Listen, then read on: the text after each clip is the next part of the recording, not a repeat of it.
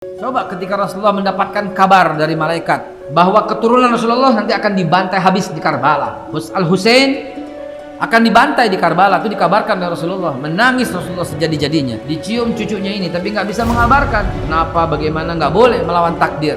Tapi Rasulullah udah tahu kejadian itu. Bahkan Rasulullah memanggil Muawiyah, didudukkan dan berkata kepada Muawiyah, wahai Muawiyah, ini rahasia antara Nabi dengan Muawiyah, anak keturunanmu nanti akan membunuh habis anak keturunan. Nabi cuma bisa menangis, Nabi cuma bisa mendoakan.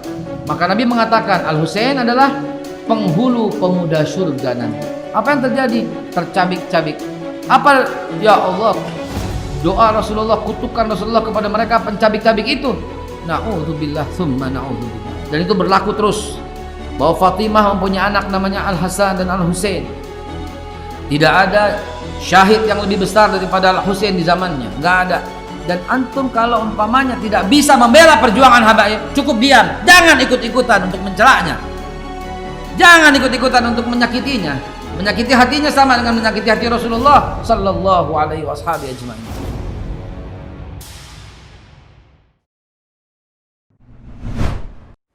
Kalau Anda disukai oleh semua kelompok dan golongan, ada yang salah dalam dakwah Anda. Karena dalilnya Anda nggak akan disukai. Kalau disukai, ada yang salah.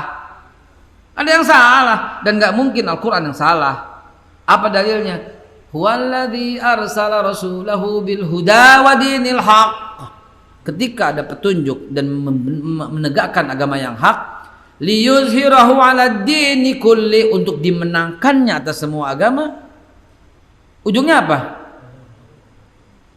Falau karihal apa? Musyrikun. Sekalipun orang musyrik nggak bakal suka sama ente. Kalau ada orang musyrik suka sama ente, bukan Quran yang salah, ente yang salah.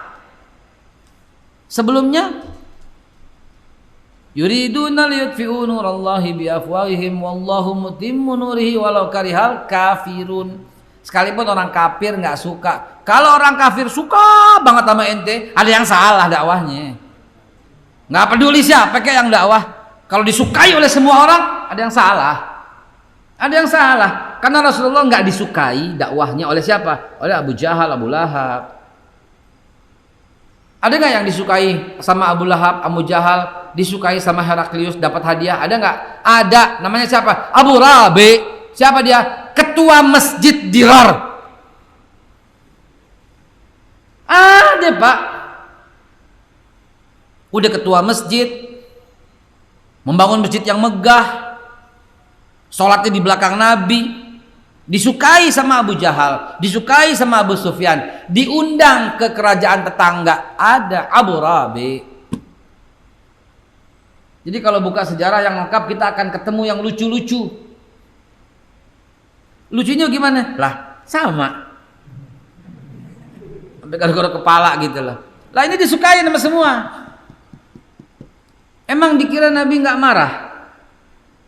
Ini orang-orang yang belajar cuma separuh, kurang jauh mainnya. Ya. Nabi Muhammad itu diludahin diam. Saya begitu ada orang kayak gitu, saya kepengen deketin, cuah gitu dia. Kurang ajar loh, kan Nabi Muhammad diam. Coba aja gitu. Nabi Muhammad ditimpukin sampai berdarah, nggak marah. Kita timpukin sampai berdarah, coba dituntut, besok kan dilaporin polisi.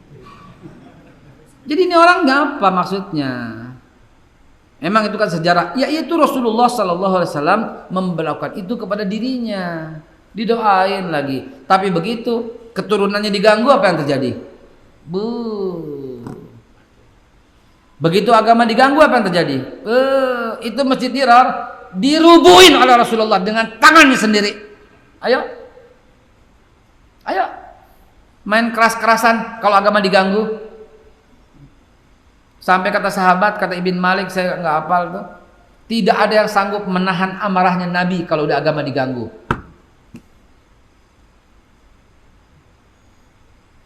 Ruqayyah binti Rasulullah Sallallahu Alaihi Wasallam menikah dengan anak daripada Abu Jahal. Dan ketika masuk Islam, awal mula periode Islam, awal mula, karena si anak Abu Jahal ini nggak mau masuk Islam, dicampakkan Ruqayyah, yang nanti dinikah sama Utsman bin Affan ya. Dicampakkan. Ini lihat. Lihat Rasulullah memperlakukan keturunannya kalau diganggu. Lihat. Dicampakkan Ruqayyah. Begitu dicampakkan, apa kata Nabi? Coba antum coba.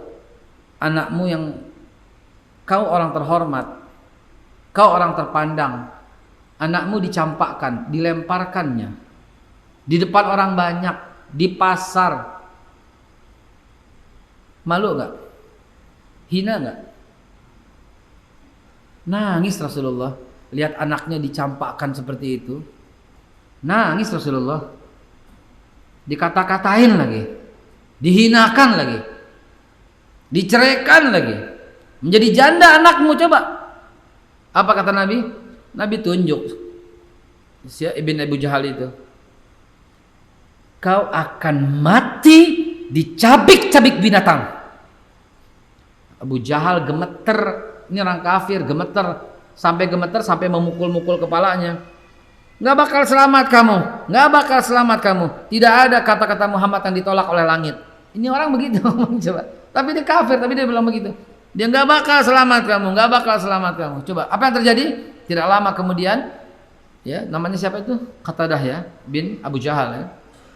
Itu kemudian apa yang terjadi? Dia keluar kota sebentar dan ternyata ada hewan buas yang ngamuk, singa gurun atau anjing gurun mencabik-cabik tubuhnya sampai hancur. Ayo deh, ayo hina keturunan Rasulullah silahkan, persulit keturunan Rasulullah silahkan. Dan apa yang terjadi padamu nanti? Lihat, lihat. Fatimah Zahra, istri daripada Sayyidina Ali ibn Abi Thalib, karramallahu wajahu, radhiyallahu anhu.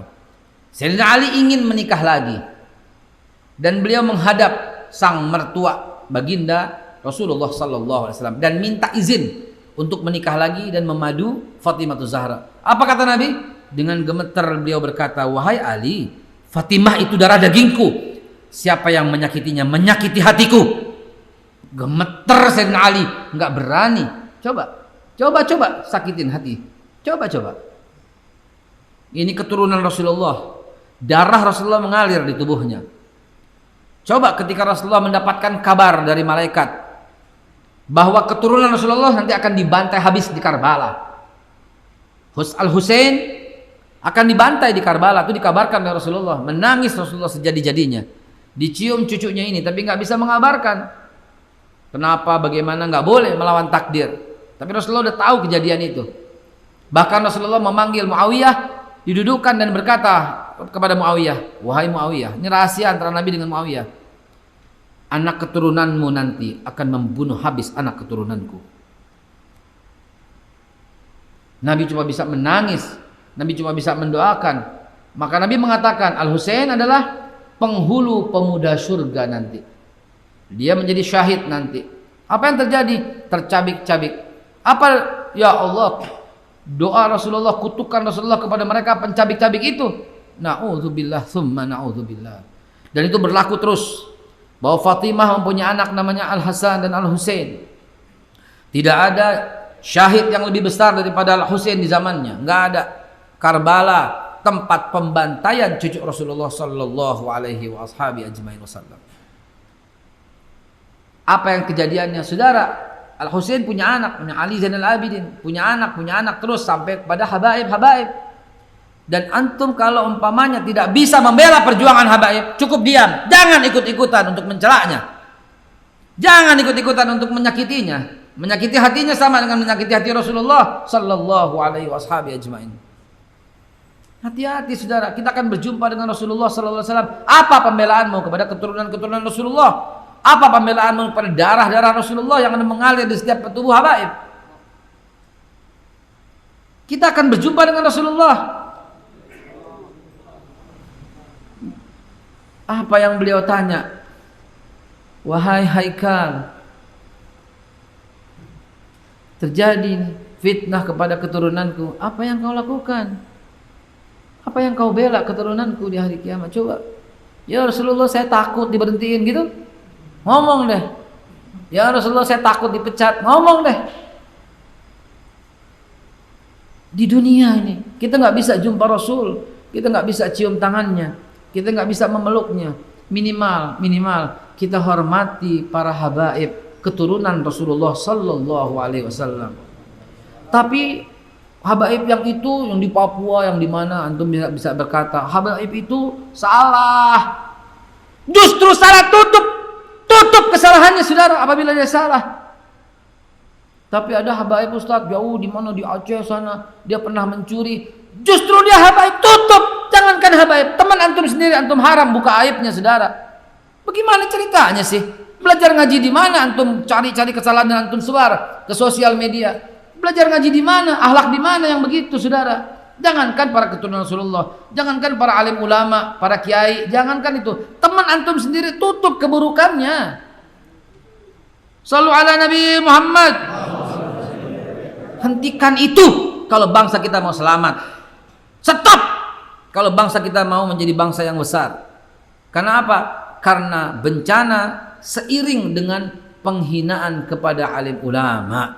Babilonia hancur bukan karena nyembah berhala. Dari zaman Nabi Ibrahim masih orok juga udah nyembah berhala. Tapi ketika mau coba-coba menyakiti Nabi Ibrahim, Allah binasakan Babilonia. Coba cerdas dalam melihat sejarah. Kerajaan Mesir dipimpin Fir'aun. Dari Nabi Musa masih di ayunan, masih dialirin sungai, Fir'aun udah jadi ngaku jadi Tuhan. Tapi belum dibinasakan oleh Allah. Kapan dibinasakan? Ketika Fir'aun coba-coba menyakiti ulamanya zaman itu, yaitu Nabi Musa alaihissalatu wassalam. Coba pelajarin baik-baik. Nabi Muhammad itu dihina selama 13 tahun dan Allah nggak ikut campur binasakan mereka. Kapan Allah binasakan mereka? Ketika ada gerakan peperangan Badar, Allah baru binasakan Abu Jahal, Abu Lahab. Apa kita nggak ambil pelajaran begini? Allah paling marah bukan diduakan. Allah paling marah berdasarkan sejarah, berdasarkan fakta Al-Quran. Allah paling murka ketika ulamanya disakiti. Allah paling murka. Apa enggak? Berani banget bangsa kita kalau melecehkan para alim ulama. Terlalu berani bangsa kita kalau kita melecehkan para habaib. Tapi ada salah, justru ada salah, tutup kesalahannya saudara. Misalnya ada salah, tutup kesalahannya. Kok nggak boleh dibongkar? Tidak boleh dibongkar sebuah kesalahan, sekalipun sahabat antum, sekalipun sahabat antum, sekalipun teman, sekalipun musuh, maaf. Jangan dibongkar aibnya saudara. Ya, kenapa? Karena Allah akan tutup aibmu selama kau tutup aib saudaramu.